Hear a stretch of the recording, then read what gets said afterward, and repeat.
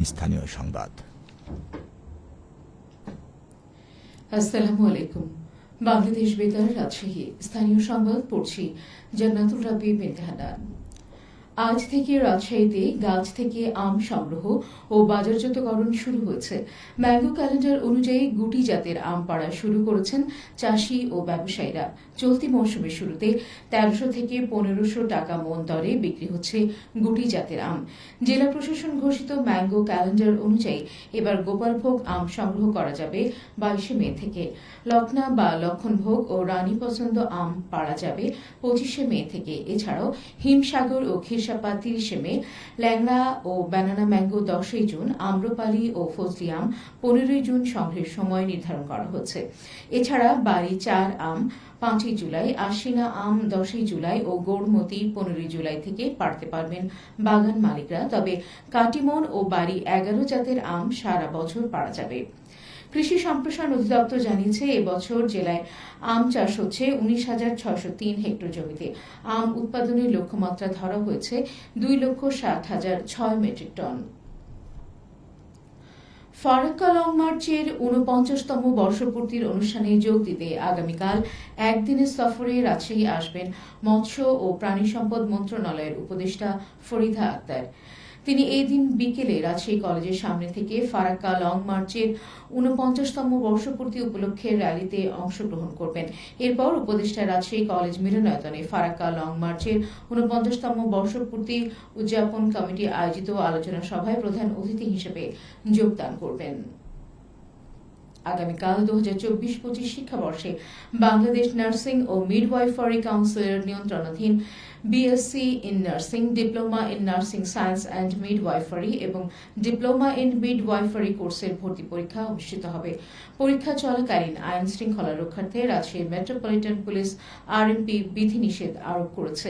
পরীক্ষা চলাকালীন পরীক্ষা কেন্দ্রসমূহের চতুর্দিকে ২০০ গজের মধ্যে মিছিল, মিটিং, সমাবেশ, বিক্ষোভ প্রদর্শন, মাইকিং, বিস্ফোরক দ্রব্য ও অস্ত্রশস্ত্র বহন নিষিদ্ধ ঘোষণা করা হয়েছে।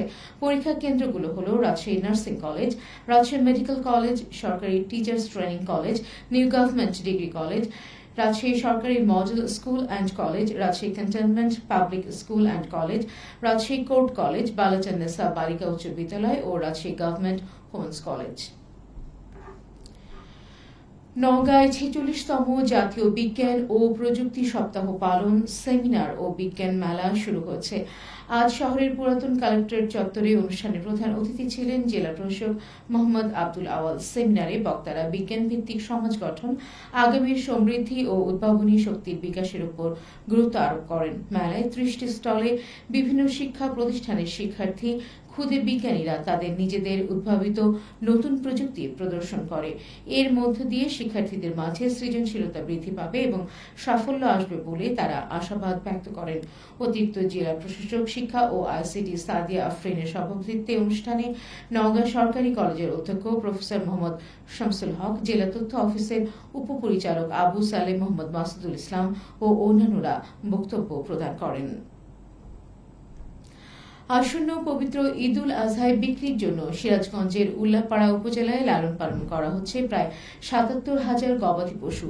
উপজেলা প্রাণী সম্পদ দপ্তর সূত্রে জানা যায়, উল্লাপাড়া উপজেলার ১৪টি ইউনিয়ন ও একটি পৌরসভায় প্রস্তুতকৃত কোরবানির পশুর মধ্যে গরু ২৯,০০০, ছাগল ৪২,০০০ ও ভেড়া রয়েছে ৬,৫০০।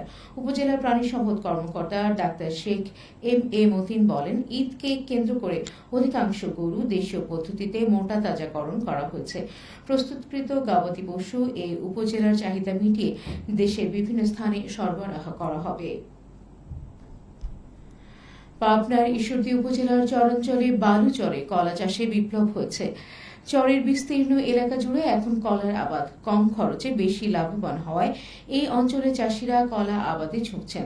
কৃষকরা জানান, বাণিজ্যিকভাবে কলা চাষ করে তাদের ভাগ্য বদলে গেছে।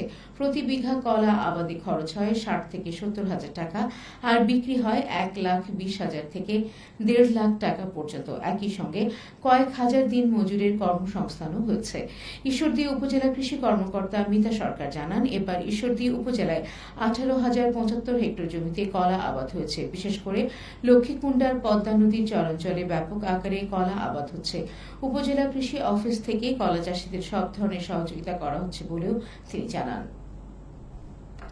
সবশেষে আবহাওয়া। আজ দুপুর 2টায় রাজশাহীতে তাপমাত্রা ছিল 32.8 ডিগ্রি সেলসিয়াস। এ সময় বাতাসে আপেক্ষিক আর্দ্রতার পরিমাণ ছিল 72%। রাজশাহী ও পার্শ্ববর্তী এলাকায় আজ সূর্যাস্ত সন্ধ্যে 6:41 সংবাদ শেষ হলো। আমাদের পরবর্তী সংবাদ বিকেল 4:05।